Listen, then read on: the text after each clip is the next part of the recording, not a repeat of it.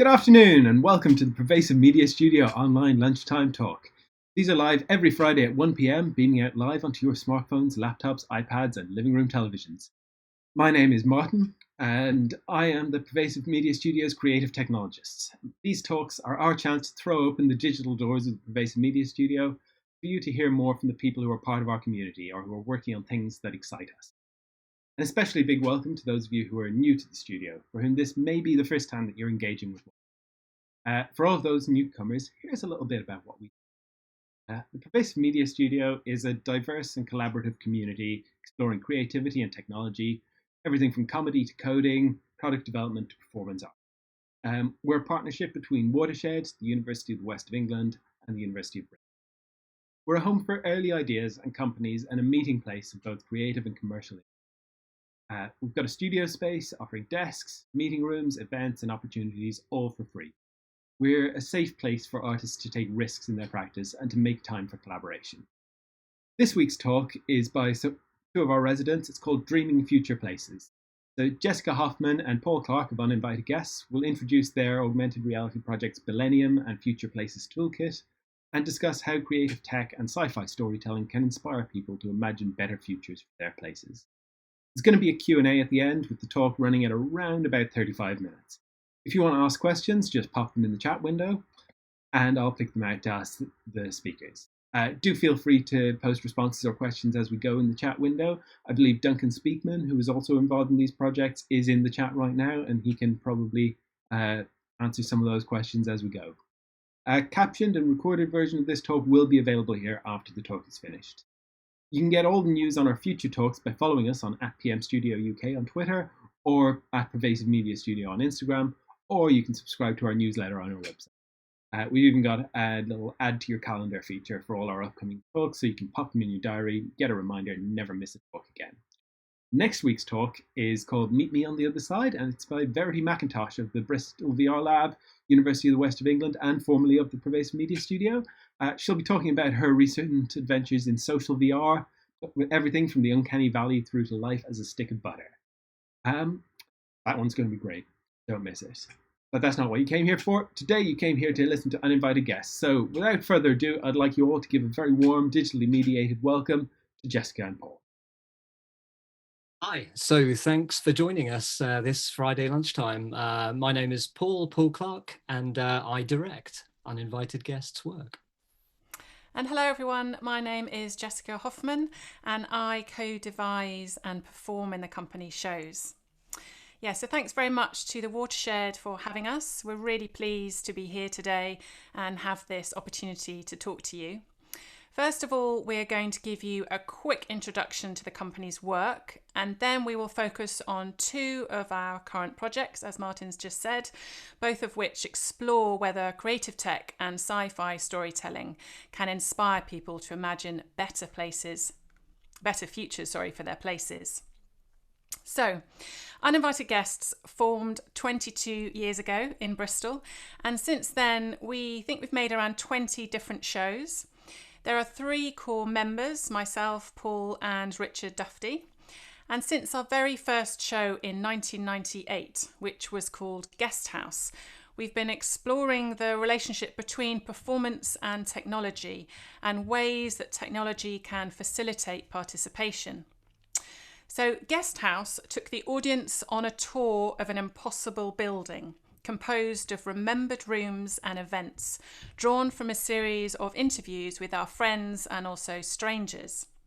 The rooms were put together to form a house which was reconstructed using a 3D modelling program, which back then was called 3D Studio Max, and also mapped out live in the space. It was also reimagined as a CD-ROM, remember those, which of course now doesn't play. In 2001, we made a show called Offline, when the internet was still a newish phenomenon. So with no internet access or computers on stage, we explored what happens when texts written to be read online from chat rooms, internet message boards and personal blogs are given flesh and spoken live before an audience. The show soundtrack was MIDI tunes played from web pages, transferred to tape and then played back on an analog 4-track. We've also made work for gallery and museum contexts. For example, in 2016, we collaborated on an interactive visitor experience for historic royal palaces called The Lost Palace, where you get to hear, feel, and touch the past using immersive technology. Using binaural audio, haptics, GPS, and RFID triggers, we enables people to experience history where it happened. And in 2018, we made To Those Born Later, an interactive performance that used mobile phones to allow audiences to contribute content live. Now, the premise was that a new dark age was coming, and we were touring the country, gathering content for a digital time capsule to be opened in 150 years' time. And more recently, in response to our desire for connection in these times of physical distance, we adapted a theatre show in a completely digital, it all happens on Zoom, wholly personal and fully live experience in Love Letters at Home. So the audience are invited to send in song requests and dedications to those that they love. So the show is unique to each audience every night.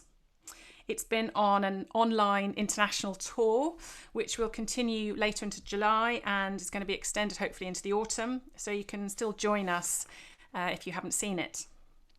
So hopefully that gives a brief insight into the kind of work we've made over the years.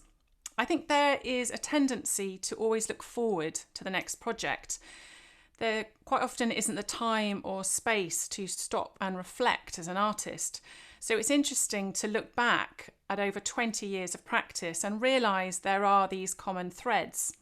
Creating temporary communities, making bespoke shows with and for their audiences, asking them to put their stories, dreams, memories, loves, or maybe frustrations and angst at the heart of the work.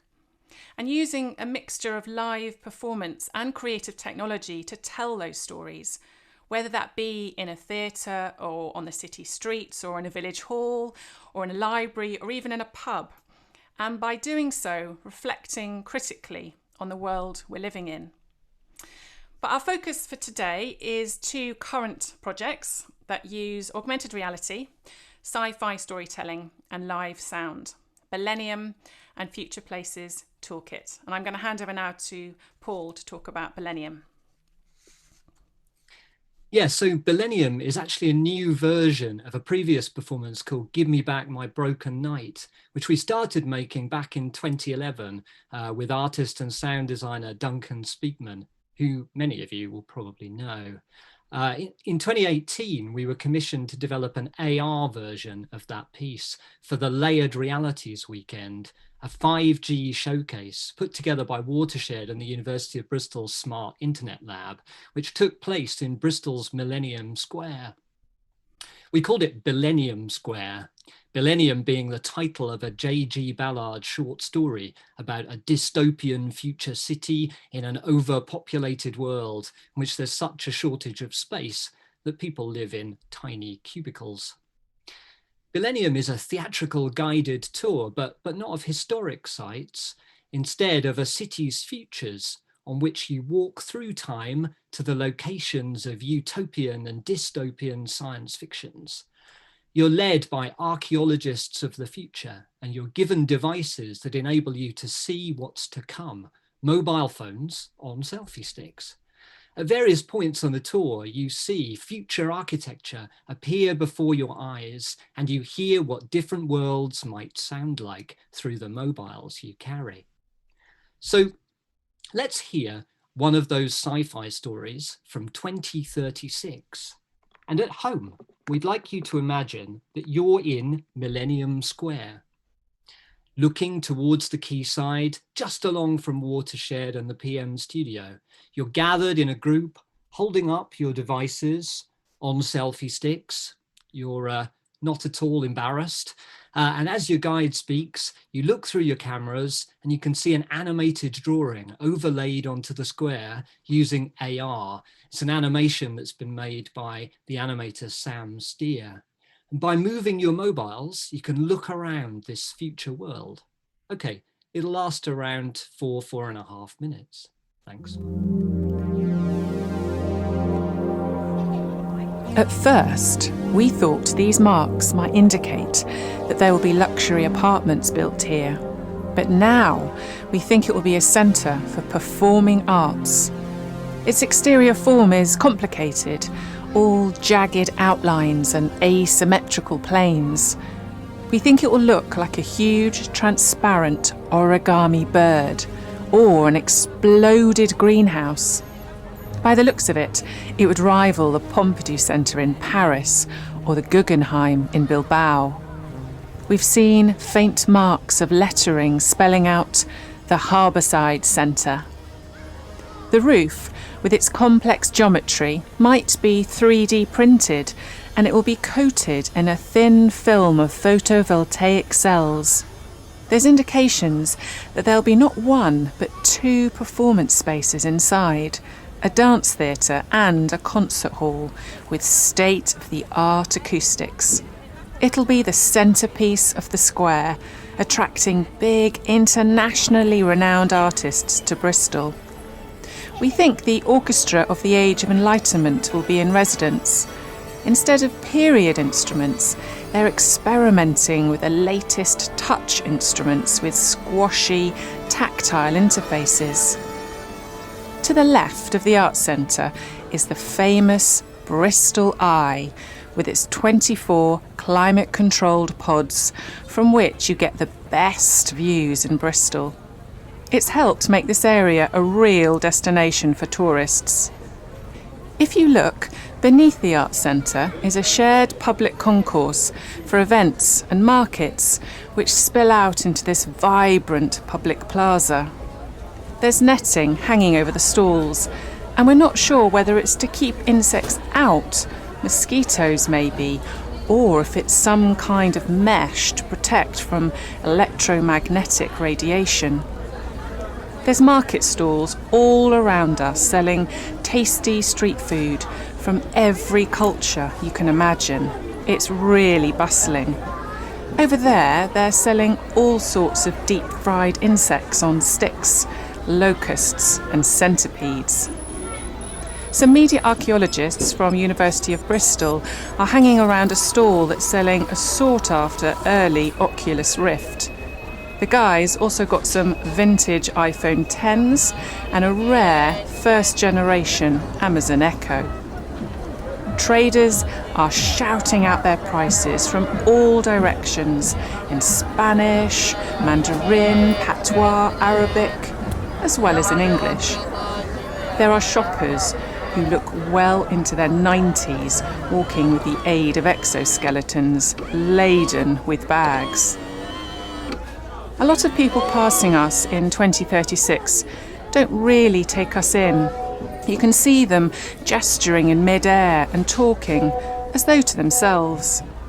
You might see them jumping for bonuses in whatever AR game they're playing, being tempted by a stallholder's animated ad, or batting away spam, or even following the arrows they seen overlaying on the paving, guiding them on to their next meeting. To your right, you'll see a repurposed oil rig that's somehow been towed up the Avon. Older tourists probably think it's an eyesore, but for younger travellers and local hipsters, it's the place to be seen. It's been occupied by anarchist artist collectives, and it's run as a social enterprise. On the recycle platform, there are old adapted shipping containers stacked several stories high. We think the rig has New Hamilton House painted on its disused derrick.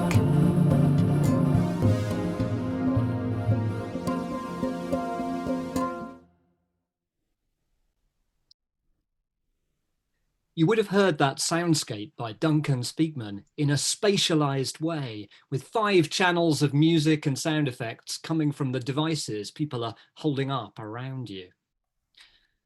The pretty utopian vision you've just seen was inspired by the Benish and Benish plans for an art centre that was meant to be the centrepiece of Millennium Square. Unfortunately, it remained unrealised, and in recent days, new plans have been made public for the site, which both diverge from the future we showed and look rather less inspiring. They're still open for comments, and I recommend that you write in.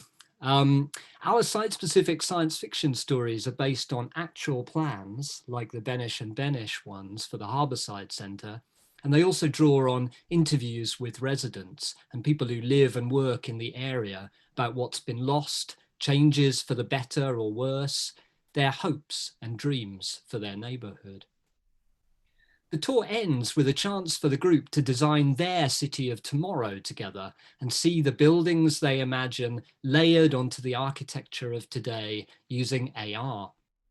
As people begin to build a world together by describing it, live-streamed multi-channel audio immerses them in the location sounds of their future, and each group's speculative architecture is drawn in real time over the existing buildings. Interestingly, from the many times we've tried this, some common themes tend to come up. More green spaces and trees, both on the ground and also on buildings, water features, places to play, shared communal areas, ecological forms of transport, either underground or in the air, flying cars and bikes, sky lifts and hyperloops, green energy, robots, and animals. Lots of animals, including dinosaurs recreated from their DNA. It's fun and playful and encourages imaginative thinking beyond the everyday, beyond planning constraints, regulation, or structural concerns. In fact, sometimes even beyond the laws of physics. We've collaborated with illustrator Sam Steer, who is in a remote but nearby location and is drawing live in response to what the groups say. He's hidden from the audience, and the performers communicate with Sam by a phone mic and in-ear headphones. So it feels like a bit of magic is happening as what they imagine together appears on screen right before their eyes. Duncan's also set himself quite a challenge. He's mixing the location sound of the future described live, streaming sound effects from a library on his iPad to the group's mobiles to create an atmosphere for the world and make the experience more immersive. We should say at this point that the AR app, software and network solutions were developed by creative technologists FENYCE, Luca and Michela, who we've worked with in an ongoing way. We'll say more about that later. Now, we'll show a video of some reactions from people who participated at the Layered Realities Weekend, the 5G showcase. You might recognize some of these people, as some of them are also residents. Thanks, Martin. In Millennium Square, I really liked wandering around in a group and the feeling of being in this pack and moving together. And I really like the way the sound as you walk is sort of around you and coming from different places. In the show, the way that these people help you imagine the future in a slightly ridiculous but also kind of like, well, let's actually think about it way is fun and it works. I really like the combination of layers of technology and people and not leaving aside the people. The projections that were offered by our artists and archaeologists of the future was really good. It was immersive and very well narrated as well. And the whole setting's it helps a lot to create the pictures that were described. So we really enjoyed being in Billennium Square. Really stimulating and interesting. We're thinking about the future, but it's fascinating to be able to visualise it and feel it and hear it at the same time. I'm a big fan of what the Watershed has done in this space, because what they understand is that the creatives understand the human condition, what we like, what we enjoy, what we want to play with. The technology people, that's not really their strong point, but if we can get them working together, then you're onto something special. That's why I love Bristol. I love that coming together of all those different things and it being a bit wacky and a bit innovative and adventurous and that whole spirit of fun as well within it all.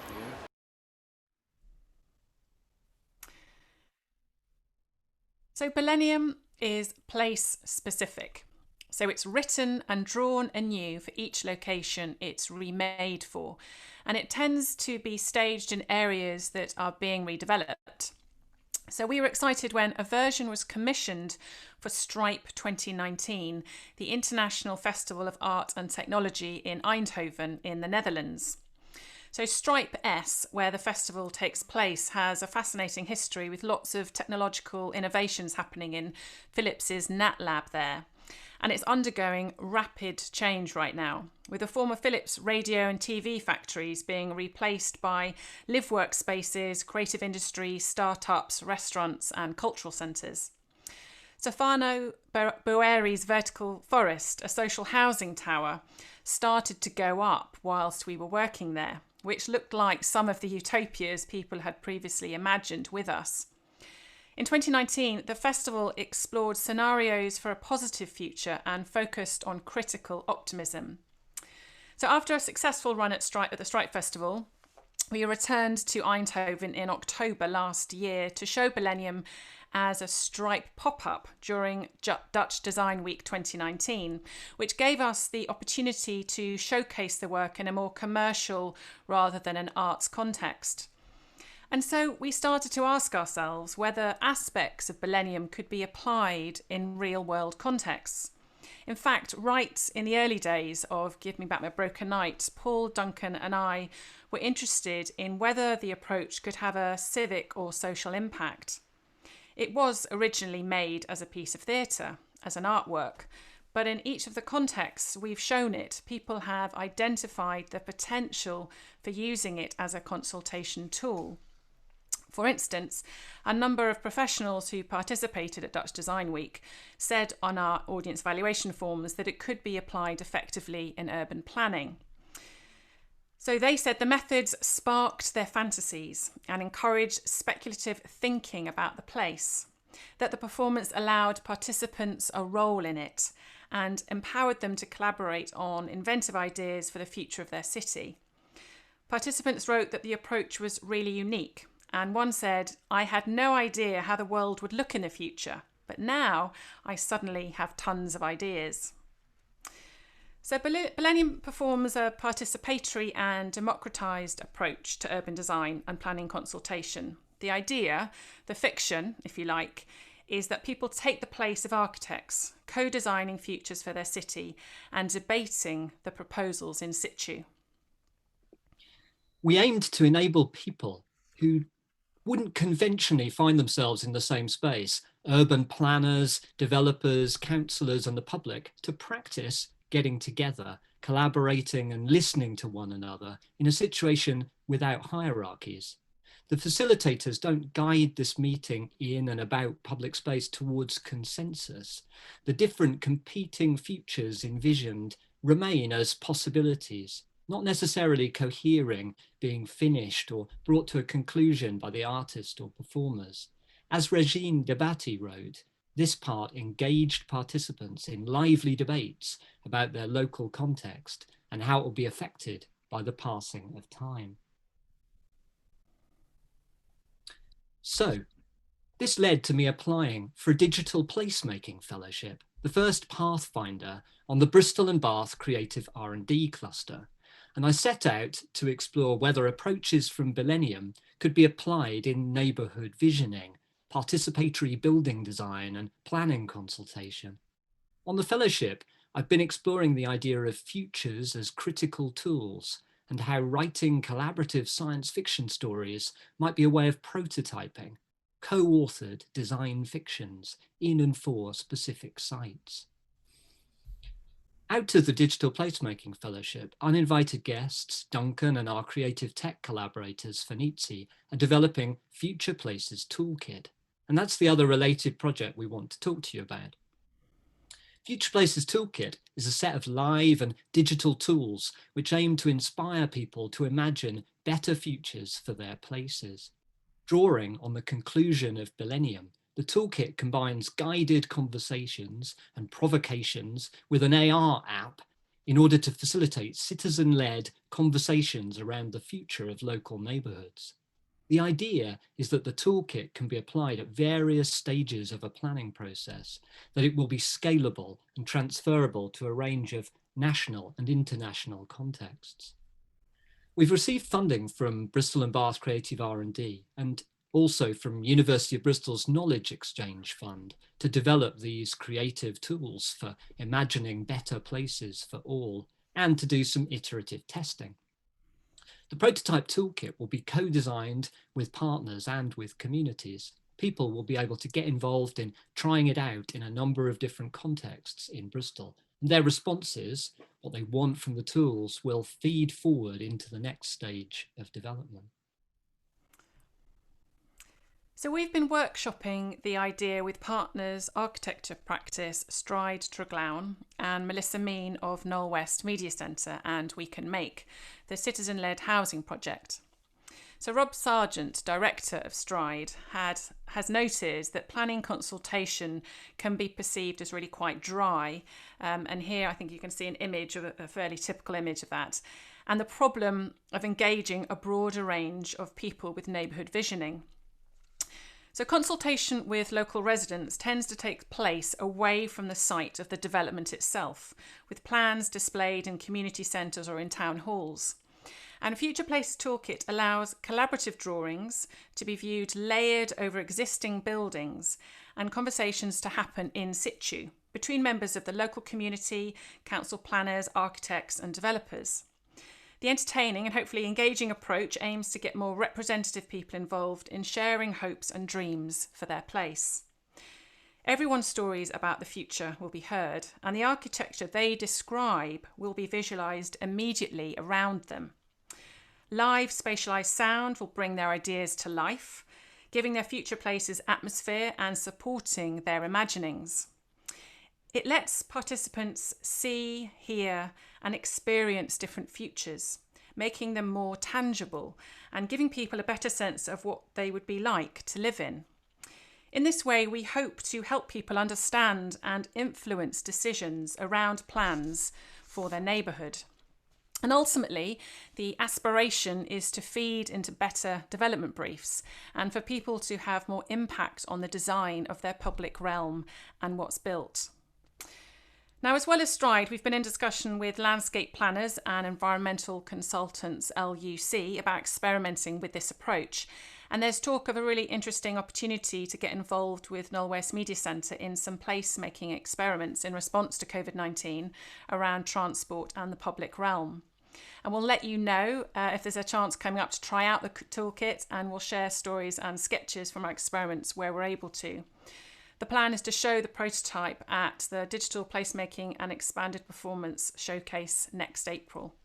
So we're going to show you one final video. It's of Billennium at Dutch Design Week, but it's of the collaborative drawing at the end of the performance.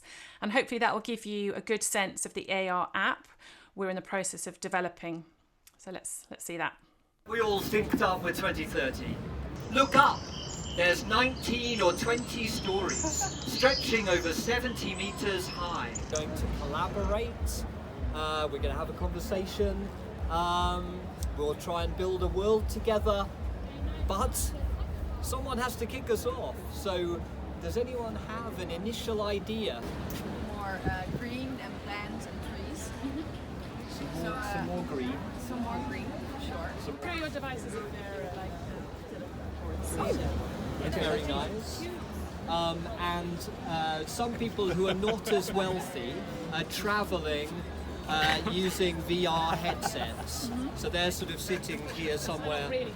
They're not really travelling. They're sitting with their VR headsets on, just travelling virtually. You have a full suit owner, everything, that you really are completely immersed. I mean, the colours drifting wasn't not for nothing. Yeah? 20 years? So if this is Stripe S in 2039.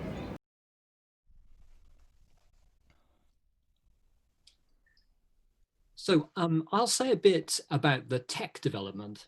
Just don't ask me too many difficult questions about that in the chat afterwards.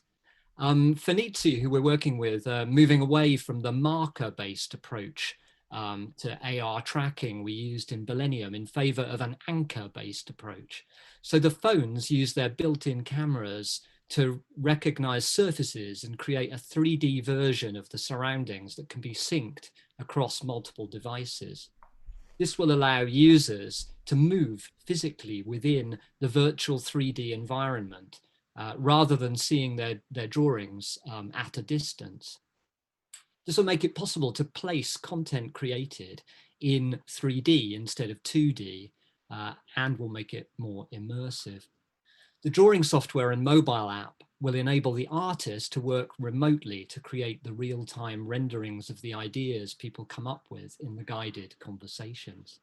The aim is that you can also upload existing designs so architects' plans can be seen, discussed and adapted in situ. Ideally, this will be integrated with BIM, building information modeling.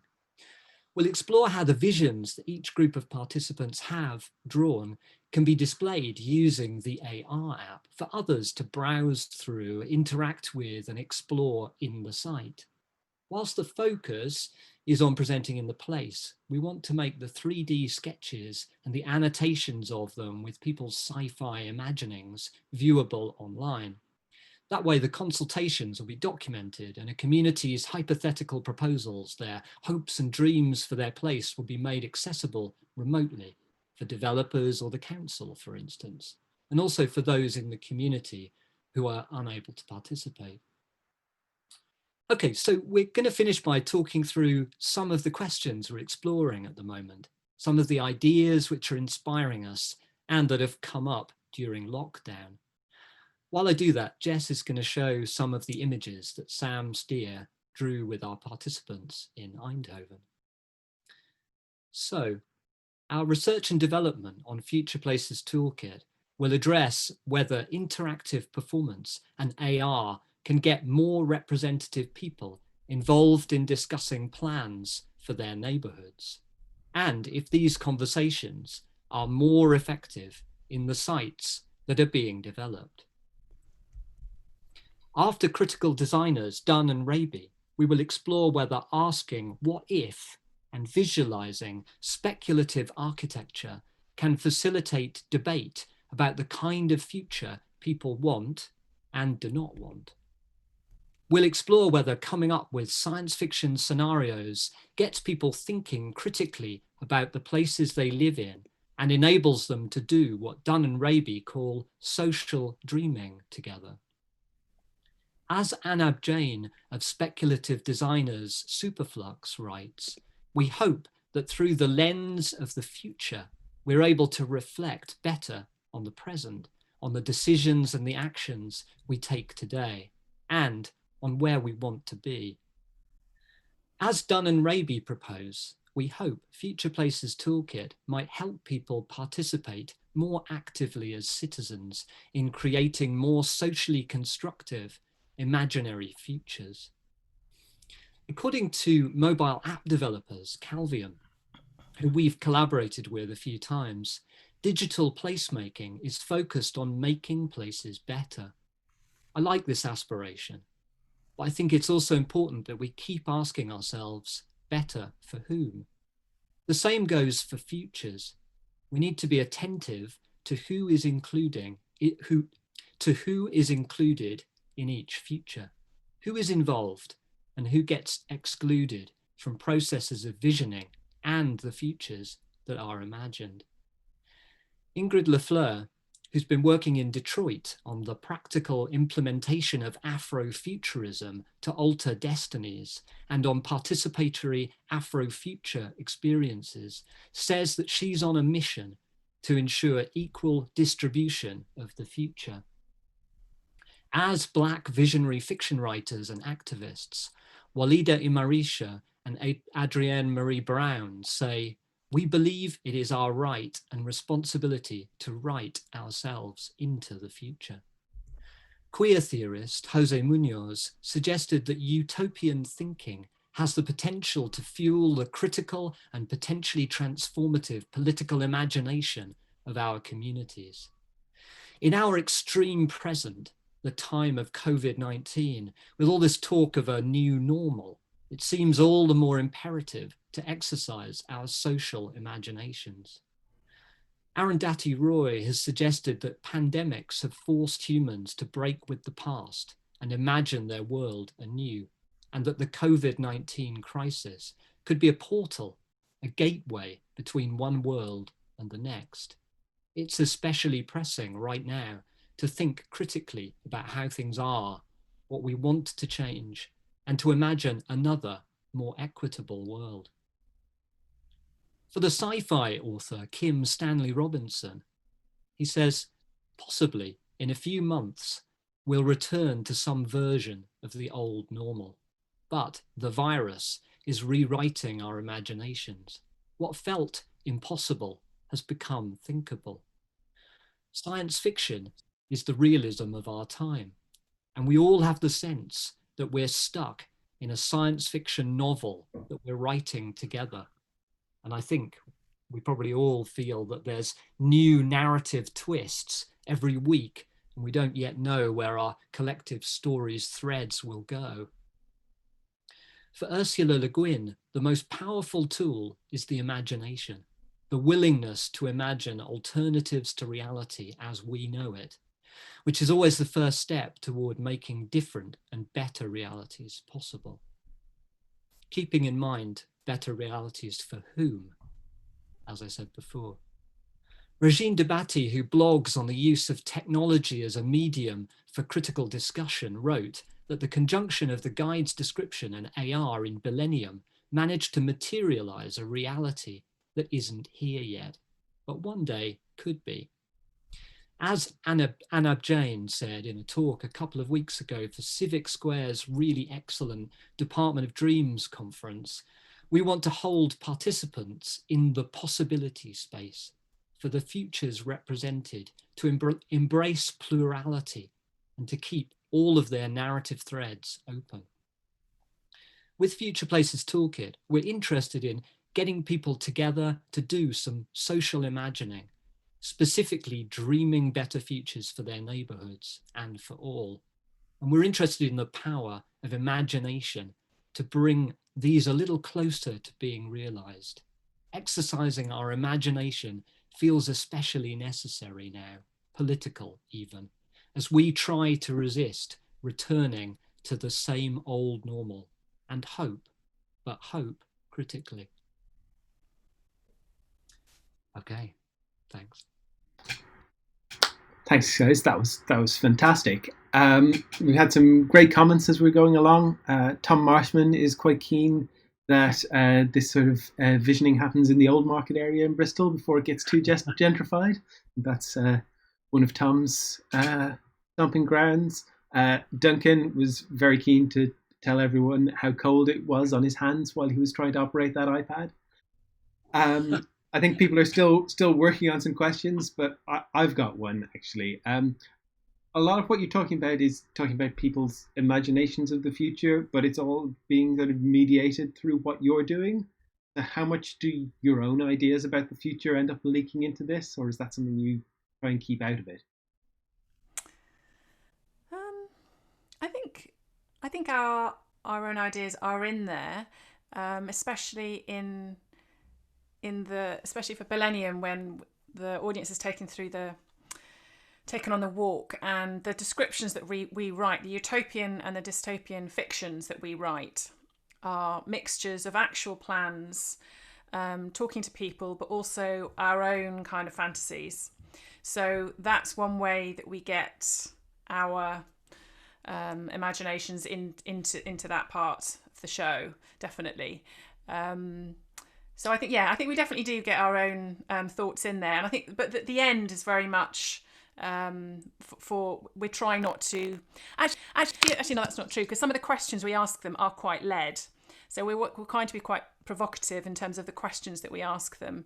So there's a mixture between our own thoughts and allowing the audience to fully allow their own imaginations to flourish, I think. I guess just to say something about the drawing. So yeah, Sam Steer and actually some other artists we've also worked with, but on Billennium, Sam Steer is rendering what people describe. He's drawing the illustrations, and of course his aesthetic comes through, and I'm sure his imagination feeds into what those visions look like. But one of the things that we've found is that actually having someone draw on your behalf frees you up, and as you start to kind of see those those visions appear before your eyes, it seems to encourage people spark off them, and people build on and start to kind of build a world together in response to the drawings that they're starting to see appear around them. And there's been a little bit of talk about whether actually the AR drawing should become more participatory. And we may well explore that. So we may explore, for instance, people being able to place particular objects or pre-drawn items into the AR world, like trees, for instance, something that people always want.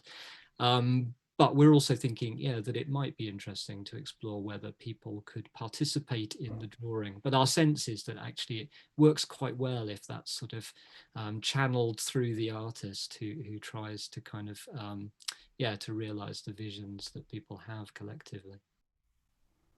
Yeah, I think the question is, if people are placing their own drawings, will it distract from allowing their imaginations to run wild? So that's just a question we're sort of thinking about at the moment. Yeah.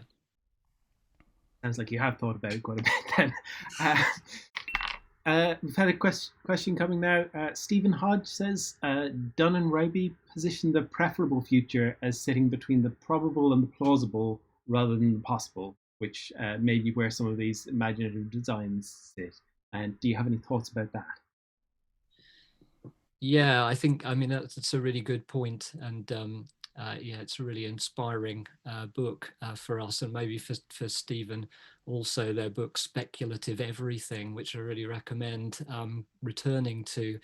The idea of the preferable future is interesting. One of the things I think that they say that's really important, and it also relates a little bit, I suppose, to Ernst Bloch's idea of concrete hope.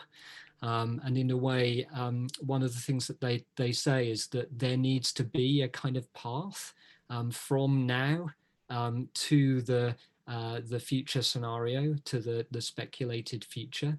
And that's quite interesting to think about how we might get from now to the future, how it might be realizable, and what the actions are that we might need to take kind of in the present to bring the preferable future about. Great. And the thing I mentioned about Ernst Bloch is in a way just about kind of, not in a way producing sort of disappointment and sort of false hope, I suppose.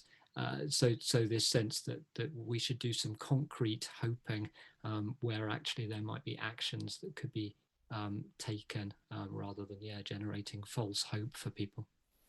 Great. Stephen says best book ever. I think that's in response to Speculative Everything, but I'm not sure. Yeah. So Joe Lansdowne asks about this idea of the extreme presence, and this idea that when it's hard to think about tomorrow or the day after, it's much easier. Is it much easier to think about the distant future?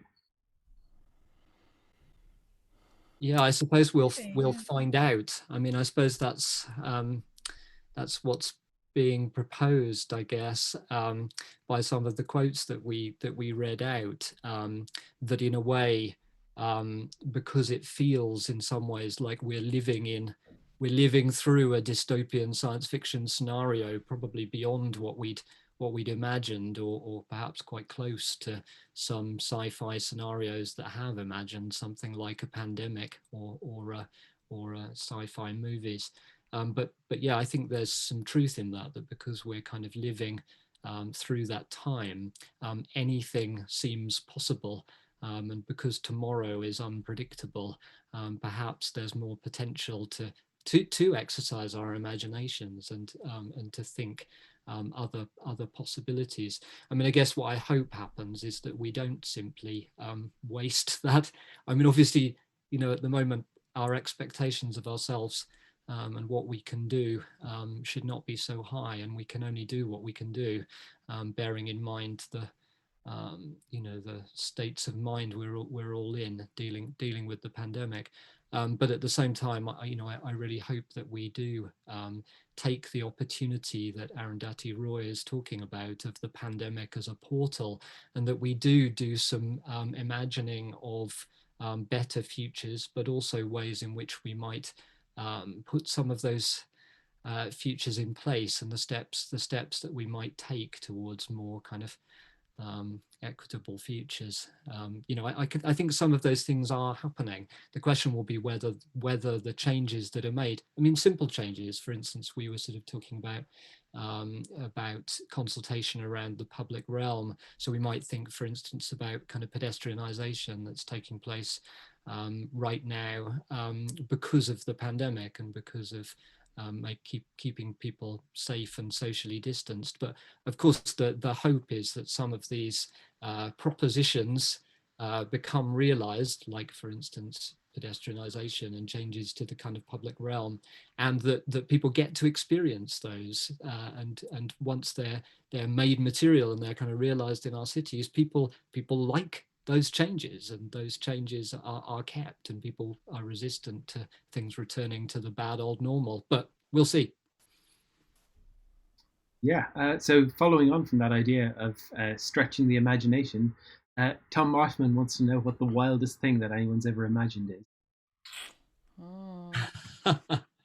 Jess?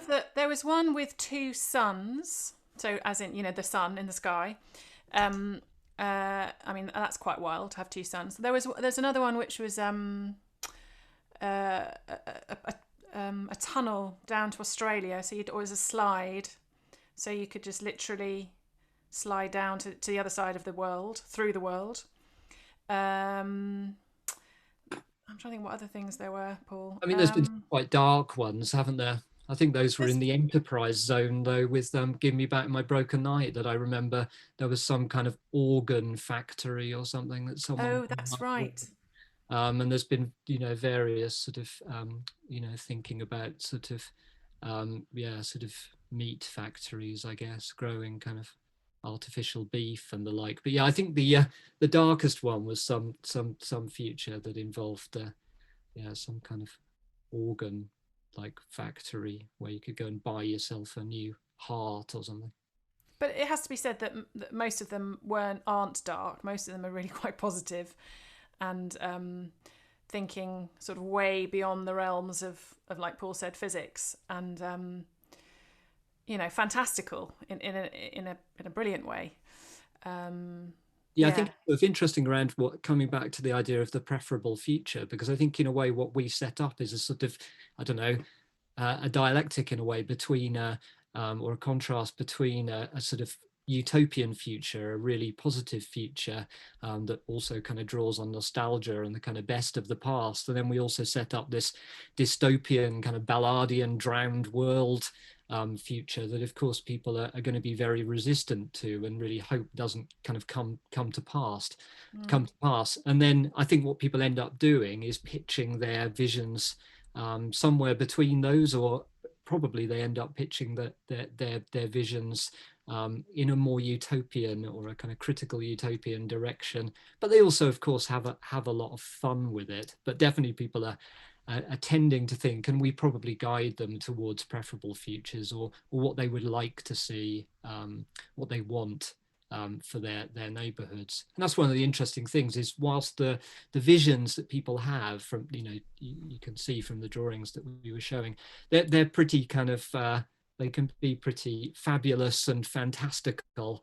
But at the same time, in those visions, I think they contain a lot of information in a way about what people want, about their hopes and dreams for their areas, and the needs that they have and the changes that they would like made. So I think there's lots to learn from them, perhaps particularly because people are being quite wildly imaginative rather than being concerned about regulations and planning constraints.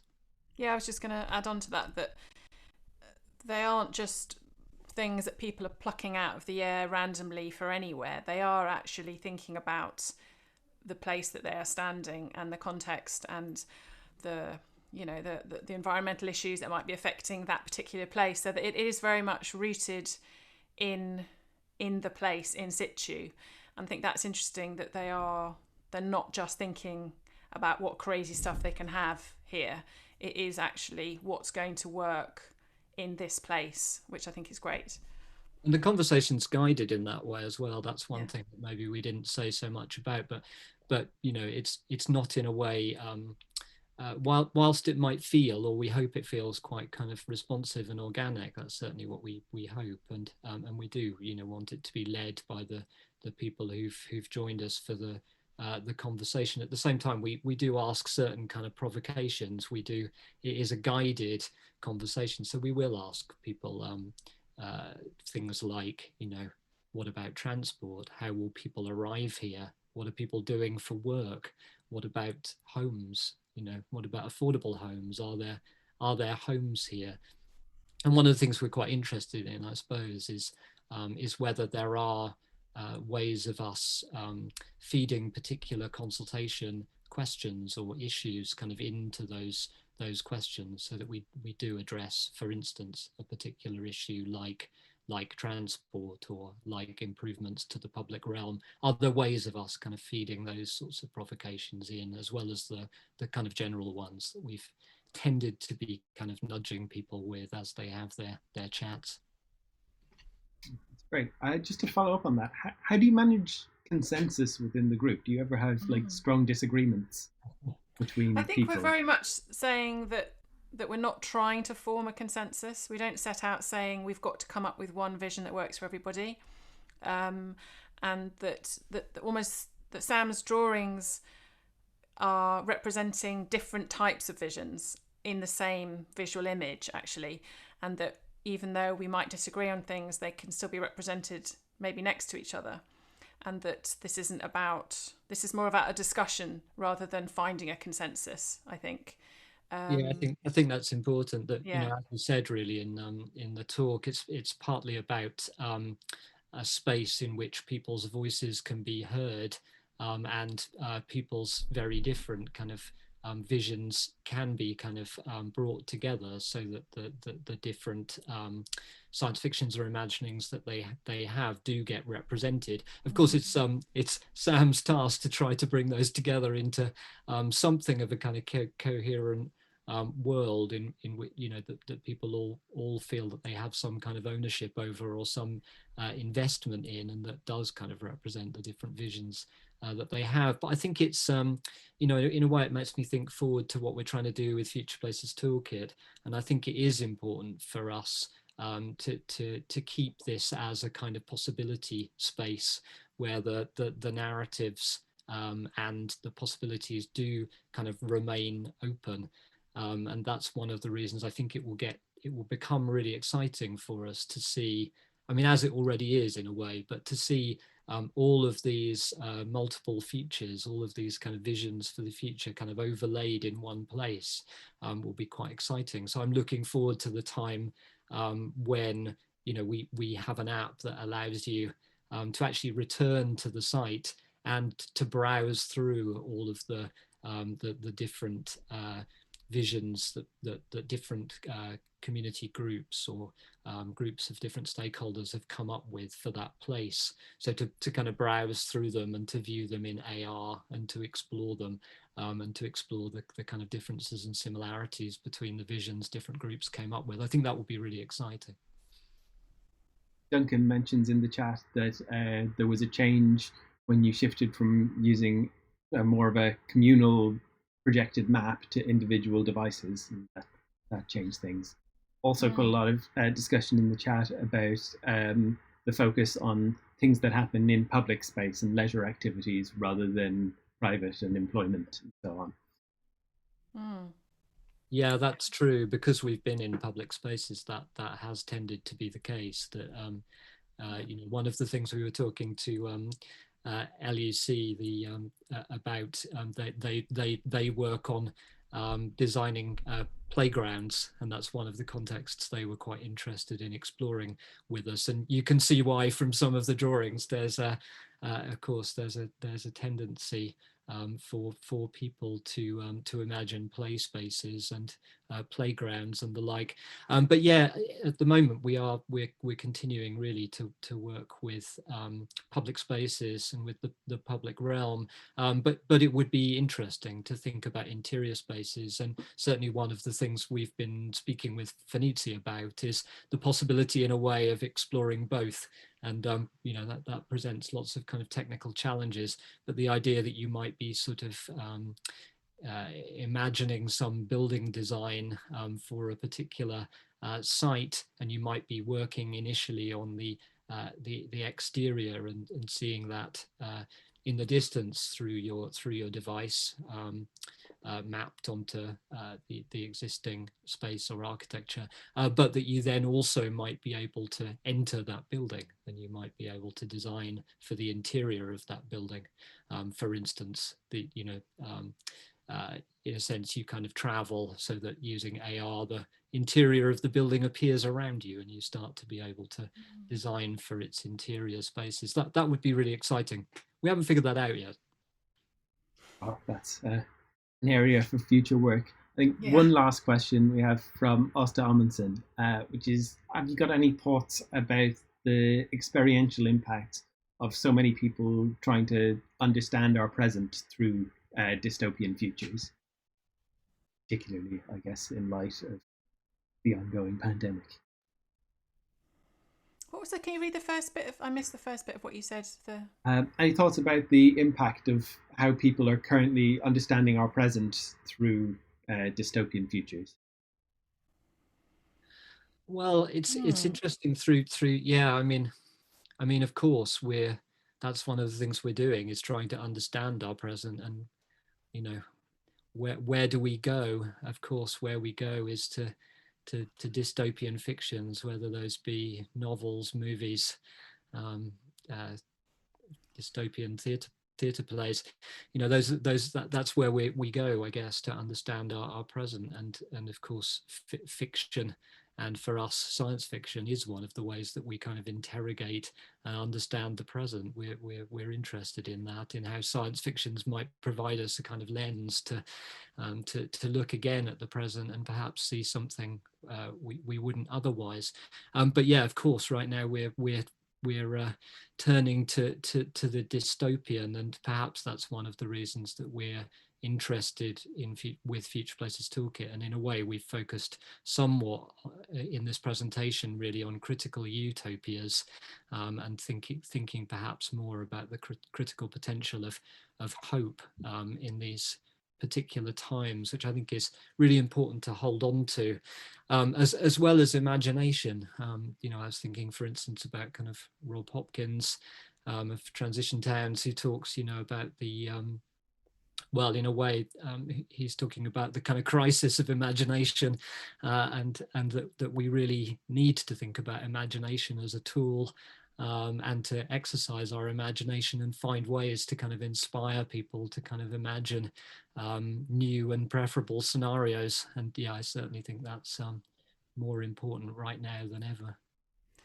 Yeah, I think also by kind of almost exploring the dystopian, it almost allows us to decide. It's sort of a marker, isn't it? It's like, is that somewhere we want to go? If by naming it as a possibility, it enables us to make a conscious decision about whether that's where we want to go. And if we don't want to go there, how are we going to make sure that doesn't happen and go in that direction instead?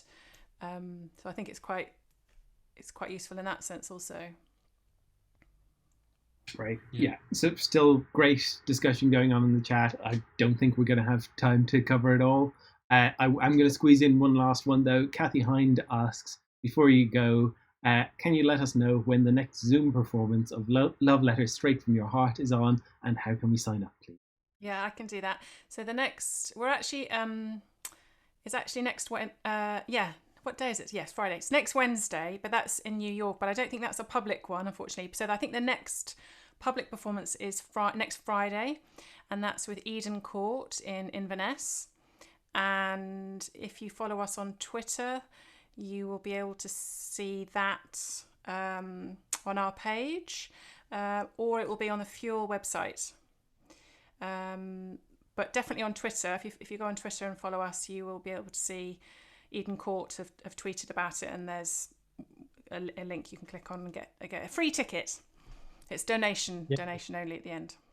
Yeah, so do come and join us virtually in FENYCE, and encourage friends and family perhaps who you haven't been able to kind of see in person because of the pandemic and because of social distancing. See if you can encourage them to join you too, and maybe you might want to make a request and write a dedication to someone. Be lovely to see you there. There might be also a few other shows later on this month beyond the Inverness show, so just keep an eye out for that as well. Great, and we'll put up the website and social media details at the end. So I want to thank you both. That's been great, and thanks everyone for watching. So our next talk, as I said before, is Meet Me on the Other Side. Verity McIntosh going to be talking about her adventures in social VR. You can get news on all of our future talks by following us on @PM Studio UK on Twitter, at Pervasive Media Studio on Instagram, or subscribing to the newsletter. Also, don't forget to subscribe to this YouTube channel. There's a button down there somewhere. And give the video a thumbs up. Please help us game these algorithms. That's what we do for a living. The more subscribers we get, the more likes we get, the more we can share stories like that. Please do share the link as well. It will be available to watch it again here. So if you missed it live, if you missed the start, you can go back, you can watch, tell your friends. If you have an idea for your own lunchtime talk, do drop us a line. Let us know what you want to talk about. We're always interested in sharing new ideas. Thank you all for watching, and we'll see you all again.